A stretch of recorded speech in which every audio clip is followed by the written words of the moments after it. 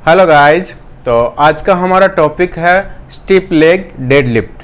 Okay, हमारे पास 10 kilo का dumbbell है।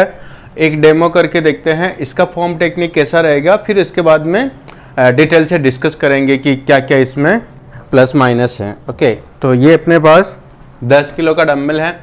डेडलिफ्ट और जो नॉर्मल डेडलिफ्ट होता है उसमें और स्टिप लेग में क्या फ़र्क होता है कि स्टिप लेग डेडलिफ्ट में आपका घुटना है वो एकदम लॉक रहेगा। घुटने का जॉइंट में कोई भी मूवमेंट नहीं होगा, घुटना ऐसा फ्लेक्स नहीं होगा, घुटना आगे नहीं जाएगा। सिर्फ आपको हिप जॉइंट को यूज करके बॉडी को नीचे लेके जाना है, ऐसे down down down and then up. जितना भी नीचे जा सकते हैं डिपेंड करता है कि आपका फ्लेक्सिबिलिटी कैसा है। अगर आपका लोअर बैक ज़्यादा स्टिफ है तो आप ज़्यादा नीचे नहीं जा सकते हैं, लेकिन जैसे आप नीचे जाएंगे फाइनल पॉइंट पे जब आपको लगेगा कि पीछे स्ट्रेच हो रहा है तब भी वहाँ से आपको वापस ऊपर आना। तो इसका कोई फिक्स नहीं है कि आपको कितना नीचे जाना है। कोशिश करिए कि कम से कम 90 डिग्री का एंगल हो हिप जॉइंट में। ओके, तो अगर आपका फ्लेक्सिबिलिटी अच्छा रहेगा तो आप यहाँ तक जा सकते हैं। ओके, ये फाइनल पॉइंट है, फिर इसके बाद में वापस ऊपर आना। तो ये स्टार्टिंग पॉइंट है और इसमें जो स्टांस है वो ये इतना सा आपको पैरेलल टू द फ्लोर एकदम, और दोनों पैर जो है ना शोल्डर की स्टांस जितना वाइड रखेंगे। ओके, और जैसे नीचे आएंगे ना तो आप कोशिश करिए कि हिप को पीछे की तरफ पुश करके डंबल को एकदम नीचे जो अपना शू लेस बांधते हैं जहाँ पे ये वाला जो एरिया है, तो जो वेट है एकदम धीरे धीरे इसी लाइन में नीचे जाना चाहिए। जब भी आप नीचे जा रहे तो ऐसा नहीं कि वेट आगे की तरफ जा रहा, जब आप आगे झुक रहे हैं तो इतना दूर नहीं होना चाहिए वेट। ओके, तो आपको क्या करना है, हिप को पीछे की तरफ पुश करना है। ओके, ऐसा जितना आप हिप को पीछे पुश करते जाएंगे उतना ही वेट एकदम 90 डिग्री के एंगल पे अप डाउन होएगा। ओके, ऐसा तो ऐसा वाला नहीं करना है, हिप को पीछे की तरफ पुश करना। अब ये वाला एक्सरसाइज कभी करते हैं जब भी आपका बैक बाइसेप्स का दिन रहेगा। अगर आप डेडलिफ्ट वाला एक्सरसाइज बैक वाले शेड्यूल में करते हैं, जो कि नहीं करना चाहिए, तो आपको बैक वाले दिन लेना। अदरवाइज आपको जब स्क्वाट करते हैं तो स्क्वाट के बाद में जो भी आप डेडलिफ्ट का फॉर्म लेते हैं, चाहे वो सुमो डेडलिफ्ट हो गया, रेगुलर डेडलिफ्ट हो गया, या फिर ये स्टिप लेग डेडलिफ्ट हो गया, तो इसमें स्टिप लेग डेडलिफ्ट में और जो नॉर्मल डेडलिफ्ट होता है उसमें सिर्फ इतना सा फ़र्क है कि इसमें आपका घुटने का जॉइंट काम नहीं करता, ये सिंगल जॉइंट मूवमेंट होता है। ओके, ये वाला जॉइंट सिर्फ काम करता है और ये जॉइंट लॉक रहता है। तो अभी इसमें डिसएडवांटेज क्या है कि जब भी आपका दोनों जॉइंट साथ में काम करता है, कंपाउंड मूवमेंट होता है, तो आप ज़्यादा वेट लिफ्ट कर सकते हैं। ओके, और दूसरा ये फंक्शनल होता है। आप डेली रूटीन में कोई भी टास्क कंप्लीट करते हैं तो ऐसा हम झुक के उठाते हैं, कोई भी चीज़ को उठाना रहेगा तो ऐसा लॉक करके नहीं करते हैं, तो ये इसका फंक्शनल बेनिफिट नहीं है इतना। दूसरा, ये ज़्यादा वेट लिफ्ट नहीं कर सकते हैं। और डेड लिफ्ट के अंदर जो रेगुलर डेड लिफ्ट है उसमें जितना आपको मसल ब्रेकडाउन होएगा उतना इसमें नहीं होएगा। तो फिर और जो मसल का जो फंक्शनिंग है, आपका ग्लूटियल ग्रुप काम कर रहा है, आपका ये वाला थाइज काम कर रहा है, आपका हैमस्ट्रिंग भी असिस्ट कर रहा है, तो ये तीनों मसल ग्रुप है। अभी जब आप ये वाला करेंगे तो इसमें आपका देखो क्वाड्रिसेप लॉक हो गया है, आपका आगे वाला थाई काम नहीं कर रहा है, सिर्फ ग्लूटियल ग्रुप जो है ये वाला ग्लूटियल मैक्सिमल ये डोमिनेंट है। तो एक तो मसल ग्रुप भी आपका जो काम कर रहा है वो कम हो गया है। तो इस एक्सरसाइज को अवॉइड करने की कोशिश कीजिए, और ये स्पेसिफिक कंडीशन में ये एक्सरसाइज हेल्पफुल होता है। जैसे किसी को घुटने का प्रॉब्लम है, नी इंजरी हो गया, या कुछ ऐसा क्रोनोलॉजिकल पेन है, कुछ इश्यूज हैं, तो उनके लिए ठीक है। क्योंकि कोई भी आप एक्सरसाइज करें उसमें बिना घुटने का इन्वॉल्वमेंट किए आप कैसे उस मसल्स को ट्रेन कर सकते हैं। तो अभी इसमें क्या देखो, अगर मेरे घुटने में कुछ भी प्रॉब्लम रहेगा तो मैं बिना घुटने के जॉइंट को यूज किए अपने ग्लूटियल ग्रुप को ट्रेन कर सकता हूँ, ये वाला लोअर बैक। ओके, और ये जो मसल्स हैं इनको मैं ऐसा ये मूवमेंट में लोड दे सकता हूँ। तो ये एक पर्टिकुलर कंडीशन में ही ये एक्सरसाइज करना ज़्यादा बेनिफिशियल है। कुछ लोगों का ऐसा मानना है कि अगर आप ये वाला एक्सरसाइज करते तो इसमें आपका सिर्फ जो है हैमस्ट्रिंग मसल्स टारगेट होता है। आप जैसे हम ये वाले मसल में ऐसा करते हैं तो पूरा ये खींचता है। ये खींचता है इसलिए कि आपका घुटने का जॉइंट जो है ये वाला, ये फोल्ड नहीं हो रहा है। तो जब ये फोल्ड नहीं होता है तो देखो कैसा खींच रहा है। जब हम स्ट्रेच करते हैं, वर्कआउट के बाद में स्ट्रेचिंग करते हैं ये वाला, तो उस टाइम पे हम घुटने के जॉइंट को लॉक रख के स्ट्रेचिंग करते हैं।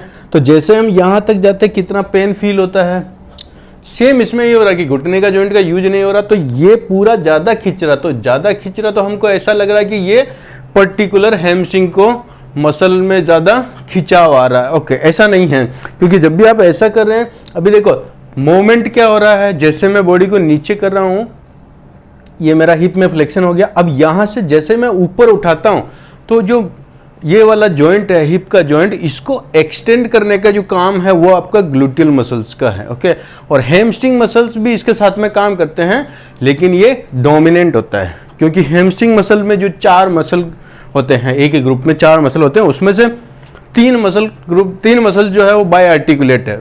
बाय आर्टिकुलेट मतलब ये हैमस्ट्रिंग के मसल्स ये जॉइंट को भी क्रॉस करते हैं और ये जॉइंट को भी क्रॉस करते हैं। तो इसके 2 फंक्शन हो गए, एक तो हिप को ऐसे ऊपर खींचना और दूसरा घुटने को ऐसे फोल्ड करना। ओके, लेकिन उनमें से एक मसल जो है उसका हेड छोटा है, तो वो यहाँ पे समझो ये 4 मसल हैं, ये चारों के चारों यहाँ काम कर रहे हैं, इसको फोल्ड करें, लेकिन ऊपर चारों मसल्स काम नहीं करे, क्योंकि वो एक मसल जो है पूरा यहाँ तक नहीं पहुँचा, वो बीच में ही यहाँ पे लगा हुआ है। तो मतलब इधर 3 मसल काम कर रहा है और इधर 4 मसल। तो ये एक तरह से आपका हिप का जो एक्सटेंशन वाला मूवमेंट है, इसको हैमस्ट्रिंग असिस्ट करेगा, लेकिन डोमिनेंटली काम नहीं करेगा चारों मसल्स। ओके, तो आप ये वाला करें या फिर ये वाला करें, हिप का एक्सटेंशन, आपका ग्लूटियम हमेशा डोमिनेंट रहेगा। लेकिन जब हम घुटने को लॉक करके ये वाला मूवमेंट करते तो इसमें ज़्यादा खिंचाव आता है, क्योंकि यहाँ घुटना फोल्ड नहीं हुआ, तो ये पूरा जो चेन है खिंच रहा है स्ट्रेचिंग वाला, इसलिए हमको ऐसा फील होता है कि ये हैमस्ट्रिंग के लिए होता है, ज़्यादा हैमस्ट्रिंग इन्वॉल्व हो रहा है। लेकिन हैमस्ट्रिंग कैसे होएगा, बिना ये जो वाला ग्लूटियल वाला जो मसल्स है, इसके बिना इसको जंप करके तो डायरेक्ट ये काम नहीं करेगा, क्योंकि इसका फंक्शन हिप को ऊपर उठाने का इसका ही है।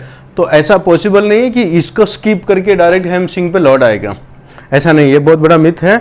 तो जो लोग इसको ये सोच के करते हैं कि हैमस्ट्रिंग में ज़्यादा डेवलपमेंट होएगा इसलिए स्टिफ लेग डेडलिफ्ट करते हैं, तो ये एक मिथ है। और दूसरा, अगर आपका हेल्थ इशू नहीं है, कुछ भी घुटने में कुछ प्रॉब्लम नहीं है, तो आपको इसको अवॉइड करना है, क्योंकि ये एक्सरसाइज स्पेशली उनके लिए है जिनको घुटने का प्रॉब्लम है, वो घुटना फोल्ड नहीं कर सकते हैं, बैठ नहीं सकते हैं, लोड लेके कुछ भी मूवमेंट नहीं कर सकते हैं, स्क्वाट भी नहीं कर सकते। तो यहाँ कैसा घुटने को लॉक करके आप ये मूवमेंट करा सकते हैं। ओके, तो ये चीज़ आपको बराबर ध्यान में रखनी है। अभी इसका हम 2-3 रिपीटेशन मार के देखते हैं कि फॉर्म कैसा रहेगा। तो आपको ऐसा पैरेलल रखना है। ओके, नेक को न्यूट्रल रखना। जब नीचे जाएगा बॉडी तो ऐसे सामने देखना नहीं है, क्योंकि ऐसा देखेंगे जब बॉडी नीचे जाएगा तो कैसा नेक खींच रहा है, तो ब्रीदिंग में गड़बड़ होएगा। जैसे आपका नेक है एक्सटेंड होएगा तो आपका जो टंग है वो विंड पाइप को पीछे की तरफ पुश करता, तो प्रॉपर ब्रीदिंग नहीं हो पाता। तो जिधर आपका टॉर्सो का मूवमेंट होता है उसी एंगल पे आपका नेक न्यूट्रल पोजीशन में होना चाहिए, जो मैं हर वीडियो में आपको पहले भी एक्सप्लेन कर चुका हूँ। तो इसका जो एंगल है वो ऐसा रखिए सामने देखिए, ताकि जब आपका नीचे जाएगा तो नेक ऐसे खुलेगा नहीं। ओके, तो इसमें नेक का पूरा ध्यान रखना है कि टॉर्सो के साथ में, आपकी धड़ के साथ में नेक का एंगल प्रॉपर बना रहे। ओके, तो ऐसा सामने देखेंगे, ये स्टार्टिंग पॉइंट। अब यहाँ पे आपको स्टार्टिंग पॉइंट नहीं रखना है ब्रीदिंग का, नहीं तो यहाँ पे ब्रीदिंग लेना डिफिकल्ट है, क्योंकि आपके हाथ में वेट है इतना हैवी। तो आपको क्या करना है, जैसे आप ऊपर आए, अभी लॉक कर दिया लोअर बैक को, तो अब यहाँ पे आराम से ब्रीदिंग ले सकते हैं। ओके, तो ये स्टार्टिंग पॉइंट रहेगा ब्रीदिंग का। ऐसा इस एंगल पे देखेंगे, ग्रिप टाइट पकड़ना, डंबल को न्यूट्रल रखना है, साइड में नहीं रखना है और आगे भी नहीं रखना है। ओके, ऐसा न्यूट्रल रखना ताकि आप इसी एंगल पे सीधा यहाँ पे इसको लैंड करा सके। ओके, पहले सांस लेंगे, डाउन, हिप को पीछे पुश करते जाना है और ऑटोमेटिकली नीचे चला जाएगा, फिर वापस ऊपर। ओके, ऐसा कोलैप्स नहीं होना चाहिए, धीरे से नीचे जाएगा।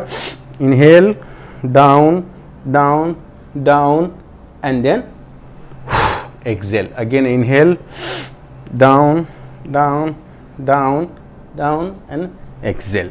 ओके, ऊपर आने के बाद एक्सेल करना है। ओके, तो ये अपना हो गया है स्टिफ लेग डेडलिफ्ट का मूवमेंट। इसको आप डेडलिफ्ट को बारबेल के साथ में भी कर सकते हैं, डंबल के साथ में भी कर सकते हैं। ओके, अब साइड से आप देखिए कैसा मूवमेंट होता है। ये डंबल ऐसा, तो जितना हिप को पीछे पुश करेंगे उतना ही आपका डंबल एकदम बॉडी के पास में रहेगा, लेग्स के पास में रहेगा। तो किसी भी हालत में जब भी डंबल नीचे जा रहा है तब भी डंबल आपके पैर से ऑफ नहीं होना चाहिए, दूर नहीं जाना चाहिए, ये नहीं होना चाहिए। ओके, इतना एकदम अटैच करे करना। ये लाइन तभी पॉसिबल है जब आप हिप को पीछे की तरफ पुश करेंगे। ओके, ऐसा मूवमेंट। ओके, और इसमें इसको स्टिप लेग बोलते हैं, लेकिन इसका मतलब ये नहीं कि आपके घुटने को एकदम लॉक ही करके रखें, थोड़ा सा सॉफ्ट करके रखेंगे। ओके, नहीं तो बहुत ज़्यादा खींचता है तो उसमें कोई प्रॉब्लम नहीं, थोड़ा बहुत अगर ऊपर नीचे ऐसा होएगा तो जब भी आपका ये मूवमेंट नीचे जा रहा है आप हल्का सा सॉफ्ट रख सकते हैं। इसको थोड़ा सा सॉफ्ट करने से आपके वो जॉइंट में नहीं आएगा, लेकिन एकदम ऐसा लॉक करके नहीं रखना है, क्योंकि स्टिफनेस की वजह से कभी कभी लोअर बैक में प्रॉब्लम हो जाता है। तो जैसे आप हल्का सा इसको फोल्ड करेंगे ना तो और ईजी हो जाएगा और ज़्यादा रेंज में जाएगा। और जो बॉटम रेंज है, अभी देखिए यहाँ से मैं यहाँ तक जा रहा हूँ तब भी मेरा टोर्सो इतना आगे नहीं गिर रहा है, लेकिन अगर मैं पूरा ये 90 डिग्री करता हूँ तो अभी ये वाला जो पूरा वजन है ये नीचे गिरा, तो मेरा स्पाइन पे लोअर बैक में ये पोजीशन में सबसे ज़्यादा लोड आ रहा ये वाले पूरे धड़ का। ओके, तो इसका मतलब क्या है कि ये वाला रेंज है ये ज़्यादा इंपॉर्टेंट रेंज है, क्योंकि ये वेट के साथ में मेरा जो टोर्सो है उसका भी वजन लेके उठना है, तो रेंज में कॉम्प्रोमाइज़ नहीं होना चाहिए। तो जब भी आप ये वाला कर रहे हैं थोड़ा यहाँ सॉफ्ट रहेगा चलेगा, लेकिन कोशिश करिए कि आप जितना नीचे पॉसिबल हो यहाँ तक जाना चाहिए। ओके, और तब भी होएगा जब भी आपका घुटना थोड़ा सा सॉफ्ट रहेगा, एकदम लॉक करके रखना नहीं है। बाकी जो भी मसल्स ग्रुप है इसमें डेड लिफ्ट में, जैसे आपका ग्लूटियल ग्रुप काम कर रहा है, आपका थाइज भी काम कर रहा है, हैमस्ट्रिंग काम कर रहा है। ओके, लेकिन इसमें ये काम नहीं करता, आपका आगे वाला थाई काम नहीं करता। ओके, तो ये चीज़ आपको ध्यान में रखना है कि स्टिफ लेग का जो एक्सरसाइज है ये सिर्फ एक तरह से फैंसी एक्सरसाइज है, लेकिन अगर आप हेल्दी हैं, स्ट्रेंथ अच्छा है, कुछ प्रॉब्लम नहीं है, जॉइंट इशू नहीं है, तो आप इसको हमेशा स्किप करिए और इसकी बजाय डेडलिफ्ट कर सकते हैं। डेडलिफ्ट में भी आप रेगुलर डेडलिफ्ट प्रीफर करिए, क्योंकि सुमो डेडलिफ्ट और रेगुलर में भी थोड़ा डिफरेंस होता है। सुमो में आप ज़्यादा वेट लिफ्ट कर सकते हैं उसमें, लेकिन उसमें क्या होता है थोड़ा रेंज कॉम्प्रोमाइज़ होता है। आप पैर इतना वाइड कर दिए, अभी आपका अपर बॉडी एकदम स्ट्रेट ही है, कुछ करना ही नहीं है, तो कि इस पोजीशन में उठाना इजी रहता है, क्योंकि आप इसमें आपका ये वाला डोमिनेंट हो जाता है क्वाड्रिसेप। लेकिन जब आप रेगुलर डेडलिफ्ट करते हो तो पूरा टोर्सो ऐसा है, अब ये दर्द को उठाना पड़ रहा है ऐसे, तो स्पाइन पे इसमें ज़्यादा लोड आ रहा है, इसमें नहीं आ रहा, इसलिए सुमो थोड़ा इजी रहता है, रेंज कम हो जाता है और बॉडी वर्टिकल रहता है टोर्सो, तो ज़्यादा डिफिकल्ट नहीं होता लोअर बैक के लिए, पूरा स्पाइन के लिए, तो वो ज़्यादा वेट उसमें जाता है। लेकिन रेगुलर डेडलिफ्ट आप प्रीफर कीजिए, और ये वाला किसी पर्टिकुलर कंडीशन के लिए होता है तो आपको स्किप करना है। ओके गाइस, इससे रिलेटेड कुछ भी आपको कन्फ्यूज़न रहेगा तो आप मेरे को कमेंट बॉक्स में बताइए, फिर हम उस पर और डिस्कस करेंगे। Okay guys, thank you so much.